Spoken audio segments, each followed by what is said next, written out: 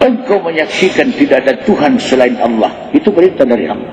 Dan engkau menyaksikan Muhammad suruh Allah. Itu tiangnya salat. Ruh punya salat. Kalau salat itu tidak punya ruh, maka salat itu mati. Nah, kalau salat itu mati, tidak mungkin diterima Allah Subhanahu wa ta'ala.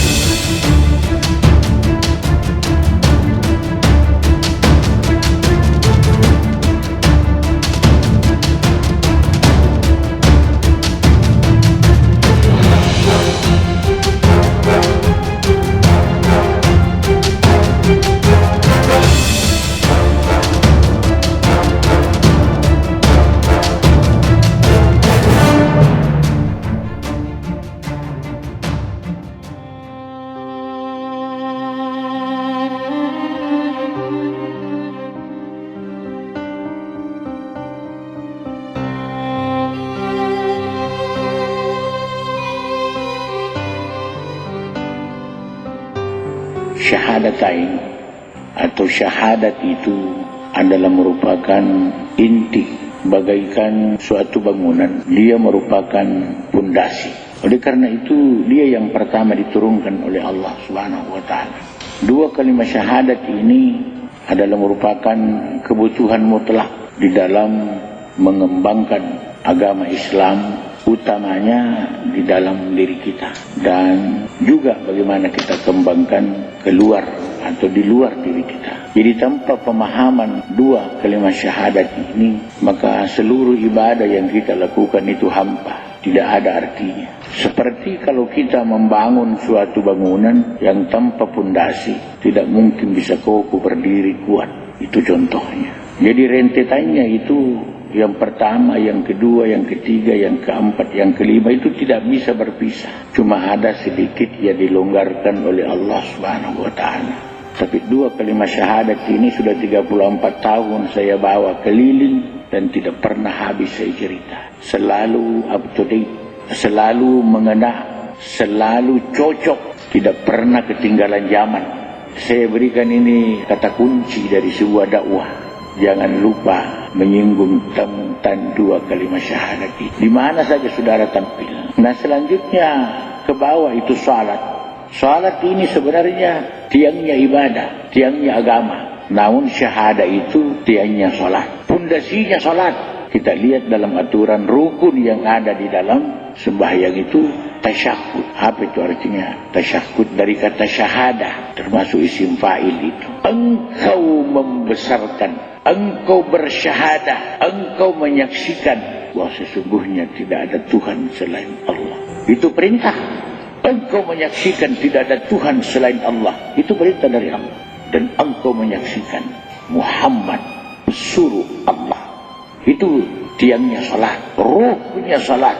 Kalau salat itu tidak punya ruh, maka salat itu mati. Nah, kalau salat itu mati, tidak mungkin diterima Allah Subhanahu wa ta'ala. Jadi saudara harus pahami betul-betul keterkaitan syahadat dengan salat. Hubungannya salat dengan puasa. Setiap orang salat pasti wajib puasa. Ini secara hakiki. Juga secara syariah. Tidak boleh kita mengunyah. Kalau ada sisa makanan di dalam mulut, tidak boleh ditelan. Kecuali yang ada di kerongkongan. Jadi kalau ada orang itu, makanya kalau kita mau salat itu, kumur-kumurlah dengan benar. Supaya jangan sisa makanan itu kau telan saat kau salat. Sehingga kamu termasuk makan di dalam sembahyang. Itu puasa, hubungannya salat dengan puasa. Setiap orang salat itu dia wajib puasa. Puasa dari makan minum, juga puasa dari ingat yang lain. Bagaimana kalau ingat yang lain? Asal jangan mengingat yang lain. Kalau teringat yang lain, itu tidak apa-apa. Bisa dihapus dengan istighfar. Oleh karena itu duduk antara dua sujud, kita diajarkan Rabbi ghfirli. Ya Allah ampuni aku ya Allah. Terutama dosa yang kita lakukan di dalam salat. Ini secara sepintas ini saya hubung-hubungkan itu. Nah, hubungannya puasa dengan zakat. Jadi hubungan syahadat kita, syahadah dengan salat, salat dengan puasa, puasa dengan zakat. Apa itu zakat? Sehingga istilah-istilah yang digunakan Allah itu berbeda-beda. Pernah Jibril turun dengan menyerupai manusia, berpakaian putih-putih. Langsung datang kepada Rasulullah, di mana pada waktu itu ada para sahabat, terutama Khulafaur Rasyidin. Tiba-tiba dia datang, "Mahiyal Islamu ya Rasulullah?" Rasulullah langsung menjawab, "Al-Islamu an tashhadu an la ilaha illallah wa anna Muhammadar Rasulullah wa iqamis salah wa ita'iz zakah wa saumur Ramadan wa tuhajjul baiti man istata'a ilaihi sabila." Sadaqta ya Muhammad. Jadi orang yang bertanya itu langsung membenarkan, "Sadaqta ya Muhammad, engkau benar." Lalu dia tanya lagi, "Mahiyal ihsanu ya Rasulullah?" Al-ihsanu an ta'budallah ka'annaka tarahu fa in lam takun tarahu fa innahu yaraka. Sadaqta ya Muhammad. Terus dia berangkat, "Assalamualaikum ya Rasulullah." Heran ini para sahabat, siapa itu ya Rasulullah? Kenapa dia yang bertanya dan dia yang membenarkan? Itu Jibril alaihissalam. Jadi sebenarnya sahabat yang lalu itu sudah menyaksikan Jibril, tapi bukan dalam bentuk asli. Tidak bisa turun ke dunia ini Jibril dalam bentuk asli. Kenapa? Jibril itu besar sekali. Sayapnya satu lembar saja. Satu lembar sayapnya itu sudah tidak muat dunia. Dia mempunyai 701 sayap. Satu saja tidak bisa dunia menerima sayapnya. Jadi keterkaitan puasa itu dengan zakat. Zakat itu pembersih, ya pembersih. Jadi setiap orang itu berpuasa itu juga menuju kebersihan, sebenarnya kebersihan segala dosa-dosa. Cuma zakat ini, ya zakat fitrah, zakat harta menyangkut masalah material. Kepemilikan kita tentang harta benda itu wajib zakat. Kepemilikan tubuh kita ini itu wajib fitrah, zakatul fitrah.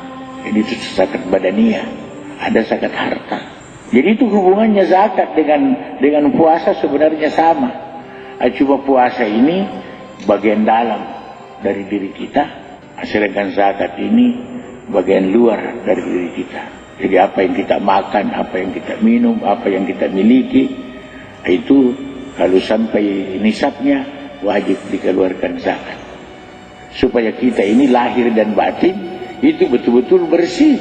Ya, kita sudah bersih dengan puasa dari segala dosa. Kita punya diri, ya, dan kita punya harta bersih dari segala tuntutan Allah Subhanahu wa taala.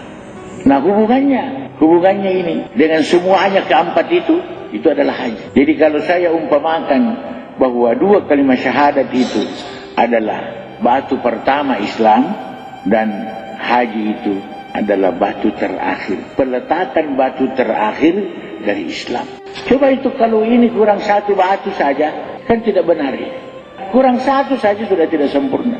Jadi peletakan batu pertama dan peletakan batu terakhir adalah haji. Itu menyangkut keseluruhan ke atas, dan itu ditegaskan al-yauma akmaltu lakum dinakum, dalam surah Al-Maidah ayat 3. Itu cukup. Haji itu apa? Dari kata hajat. Maka orang Arab itu tidak ada dipanggil haji, tidak ada ditulis haji namanya, tidak. Sekalipun tahun-tahun dia haji, karena tidak pernah mengunjungi. Kenapa? Kampungnya di situ. Kalau kita ini sengaja berhajat, makanya disebut al-hajj. Ya haji, ya hajjah. Dari kita dari Indonesia ini sengaja ke tanah suci, kalau mereka di sana tidak kampungnya, maka tidak ada di Makkah tertulis namanya di depan haji. Nah, al-hajju Arafah. Haji itu Arafah. Apa pengertian hakiki itu? Berhajat itu wajib mengenal. Jadi kalau orang tidak ma'rifah pergi tanah suci, pasti kau menghayal di situ, pasti menghayal. Kenapa kau tidak tahu ingat? Paling-paling baca-baca. Subhanallah, subhanallah. Allah. Itu baca kul huwallah 1000, 2000, 3000 sampai 10.000. Karena tidak tahu ingat Allah. Tidak tahu wukuf. Padahal kita di Arafah itu daerah lokasi wukuf. Apa itu artinya wukuf? Dalam bahasa Arab, diam atau berhenti. Kalau istilah tajwid itu wukuf itu perhentian. Ya, wakaf, berhenti. Apanya yang berhenti? Berhenti aktivitas duniawi. Berhenti berpikir. Berhenti menghayal. Apa yang kita lakukan? Kau Arafah kepada Allah. Itu intinya. Al-hajju Arafah. Haji itu Arafah. Jadi kalau kau tidak Arafah, apa itu Arafah? Mengenal. Iya, kalau zikir mengingat. Jadi arafah itu artinya mengenal. Zikir itu artinya ingat. Jadi jangan ditukar-tukar. Jadi supaya kita biar bukan haji, bisa cerita haji. Sekalipun kita tidak menyaksikan, tapi kita tahu di sana ada Ka'bah. Apa itu Ka'bah? Ka'bah itu persegi. Ka'bah itu batu persegi 4. Itu Ka'bah, Baitullah. Jadi lain Ka'bah, lain Baitullah. Kalau ada haji mengatakan, sama itu. Apanya yang sama? Namanya saja tidak sama. Ada Ka'bah, ada Baitullah. Masa iya Ka'bah, iya Baitullah? Yang begitu. Jadi kalau Ka'bah itu batu persegi 4 yang pakai kiswah, jadi kelambunya itu hitam. Itu 1 tahun itu dihitung itu benangnya, dihitung benangnya. Kalau beratnya itu kiswahnya Ka'bah itu 3,5 ton. Jadi sebenarnya orang yang pergi haji itu dia kembali seperti bayi yang baru lahir. Man hajja wa lam yarfus wa lam yafsuq kharajat min zunubihi kayaumi waladathu ummuhu. Barang siapa berhaji dan tidak berbuat dosa, tidak berbuat dosa di sana, maka Allah mengeluarkan dari segala dosanya seperti baru lahir kembali dari ibunya. Jadi kalau ada uang jangan disimpan, pergi haji. 3-4 imam mazhab ini hanya satu yang beri kelonggaran, hanya Imam Syafi'i. Imam Syafi'i saja. Ketiga ini Malik, Abu Hanifah, Ahmad ibnu Hanbal tidak boleh beli mobil kalau di rumah batu belum haji dulu. Utamanya haji dulu. Nanti kau sudah haji baru berdiri di rumah batu, baru beli mobil apa? Karena ini rukun. Itu coba. Jadi karena kita punya mazhab di sini. Umumnya Asia Tenggara ini mazhab Syafi'i. Kalau sudah India, Pakistan ke sana, Bangladesh apa itu banyak pakai Ahmad ibnu Hanbal. Timur Tengah sana banyak pakai Imam Malik. Nah jadi makanya kalau masalah hukum ini tidak mungkin kita menyatu. Memang Nabi sudah mengucapkan itu, ikhtilafu ummati rahmah. Perbedaan pendapat umatku itu rahmat. Tapi kalau kenyataannya apa? Laknat. Kenapa kita saling baku benci satu sama lain? Jadi, pasti tidak usah sebenarnya baku benci. Yang penting kita sama-sama salat. Ada yang takbir Allahu Akbar langsung, tidak usah ngomong apa-apa. Biarkan aja. Asal sembahyang. Ada Allahu Akbar, biarkan aja. Ada Allahu Akbar. Ya. Jadi biarkan aja tidak apa-apa. Iya, yang penting salah. Yang salah itu yang tidak salah. Nah, jadi Islam ini, rukun Islam ini sama dengan satu bangunan. Jadi al-Islamu kal-bunyan yashudduhu ba'duhu ba'dah. Jadi Islam ini bagaikan suatu bangunan di mana saling menopang satu sama lain. Jadi dari syahadatnya, salatnya, ya, puasanya, zakatnya, hajinya ini menjadi satu kesatuan.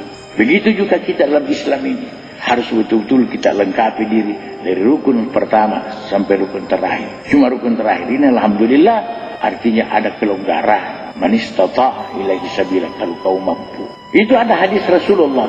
Man malaka zada wa rahilatan tuballighuhu ila baitillahi wa lam yahujja fala alaihi ayyamuta yahudiyan atau nasraniyan. Barang siapa memiliki harta atau uang untuk bisa mengunjungi tanah suci berhaji, lalu tidak dia lakukan, maka matinya sisa 2, Nasrani atau Yahudi. Memang sifat manusia itu mempunyai sifat lupa dan sifat salah. Al-insanu mahallul khata'i wan nisyan. Bahwa sesungguhnya manusia itu pada tempatnya lupa dan salah. Tapi untuk mengingat Allah, kita diwajibkan melupakan yang lain. Sengaja melupa, ini yang susah. Kadang-kadang kalau tidak sengaja lupa, itu yang sering. Lupa SIM, lupa STNK, lupa dompet, ya. Tapi tidak sengaja lupa. Ini yang susah, ini yang sengaja kita lupakan. Yang sengaja kita lupa, itu yang susah karena kita harus berjuang. Itu yang disebut jihadu fisabilillah haqqa jihadi. Berjihadlah kamu di jalan Allah dengan sebenar-benar jihad. Jadi jihad itu artinya berjuang, bersungguh-sungguh. Nah, barang siapa yang mujahadah, dia akan dapatkan musyahadah. Jadi siapa yang berjuang, dia akan dapat musyahadah. Musyahadah itu apa? Penyaksian. Jadi dari mujahadah ke muraqabah, dari muraqabah ke musyahadah. Itu terakhir itu, syahadah. Jadi kita berjuang dulu. Dari perjuangan ini mendapatkan muraqabah. Kita dekat sekali dengan Allah Subhanahu wa taala. Dari kedekatan kita kepada Allah jadi musyahadah. Terus menerus kita bisa mengingat Allah. Allah terus nyata dalam ingatan kita. Biar kita kerja sawah, kerja kantor, selalu ada Allah di dalam ingatan kita. Jadi kita selalu beserta Allah. Kita selalu dengan Allah. Jadi biar tidak bismillahirrahmanirrahim kalimatnya, tapi kenyataannya kita selalu bersama Allah, beserta Allah.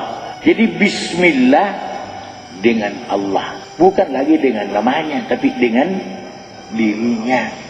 Karena diri ini siapa punya diri? Siapa punya diri? Iya. Jadi kalau tidak ada Allah di situ, kalau artinya orang apa? Orang munafik. Orang munafik itu. Jadi siapa yang tidak hadir Allah? Makanya itu dalam hadis kursi itu zahiru rabbi bi batini abdi. Zahiru rabbi bi batini abdi. Zahir Tuhan dalam hati amat. Itu namanya zikir terus, zikrullah terus. Dan itu yang harus kita kembangkan setiap hari ini. Tidak ada orang tahu bahwa kita ini hubungan dengan Tuhan. Kita sibuk menulis. Padahal kita punya hati dengan Tuhan. Kita hidup mencampur. Tapi kita dengan Allah Subhanahu wa taala, karena dia selalu hadir. Ini yang betul-betul kekasihnya Allah. Kau punya kekasih saja barangkali hampir kau tidak pernah lupa. Mandi ingat kekasih. Selalu mandi dengan kekasihnya. Makan dengan kekasihnya. Tidur dengan kekasihnya. Mungkin dia perlu bantal dan perlu kekasih. Kenapa Tuhan tidak bisa begitu? Kenapa ciptaan itu kau bisa seperti itu? Tapi kenapa dengan yang menciptakan kamu tidak bisa? Ini berarti kau curang setengah mati ini. Ini namanya pelecehan. Pelecehan terhadap pencipta kita sendiri. Masa ciptaannya kita bisa akrab begitu rupa? Biar kemana gitu? Kalau kita naik, dia naik juga. Ya, kalau kita jatuh, dia jatuh juga. Cuma dia tidak sakit, kita yang sakit. Ya, jadi orang yang kita kasihi kenapa bisa masuk dalam otak kita, menjajah otak kita? Kenapa Allah yang menciptakan semuanya, luar dalam, kenapa tidak bisa? Ini memang perbuatan keji bagi seorang hamba Allah Subhanahu wa taala. Perbuatan terkutuk. Maka dikatakan di dalam Al-Quran, fawailul lil qasiyah qulubuhum an zikrillah. Maka neraka wail bagi hambaku yang lalai dari mengingat aku. Wa man a'rad an zikri, barang siapa lalai mengingat aku, fa inna lahu ma'isyatan dangka, maka aku berikan kehidupan yang sempit. Apanya yang sempit ini? Sedikit-sedikit susah, sedikit-sedikit marah, sedikit-sedikit susah. Wa nahsyuruhu yaumal qiyamati a'ma, aku bangunkan di hari kiamat dalam keadaan buta, gelap gulita. Itulah balasan dari kita. Itu yang paling disuka oleh Allah. Luar biasanya hamba. Biar dia hitung duit, ada aku. Dia juga tidak pegang duit, ada aku. Dia sehat, ada aku. Dia sakit, ada aku. Dia tertawa, ada aku. Dia menangis, ada aku. Dia berdiri, ada aku. Dia duduk, ada aku. Dia baring, ada aku. Luar biasa, kita jadi kekasihnya sudah. Nah kalau kamu sudah kekasihnya, alhamdulillah. Biar kau mau susah, tidak bisa susah lah. Kau pasti tidak tenang kalau kau jauh dari Allah. Biar kau senang, tapi kau tidak bisa tenang. Jadi sebenarnya yang membelenggu kita itu adalah diri kita sendiri. Yang menyiksa diri kita sendiri. Karena kita selalu cari masalah. Coba, jangan cari masalah. Makanya konsep yang diberikan Allah, idza asabathum musibah qalu inna lillahi. Anta badrun, anta nurun fawqa nurin, anta syamsun, anta badrun, anta nurun fawqa nurin.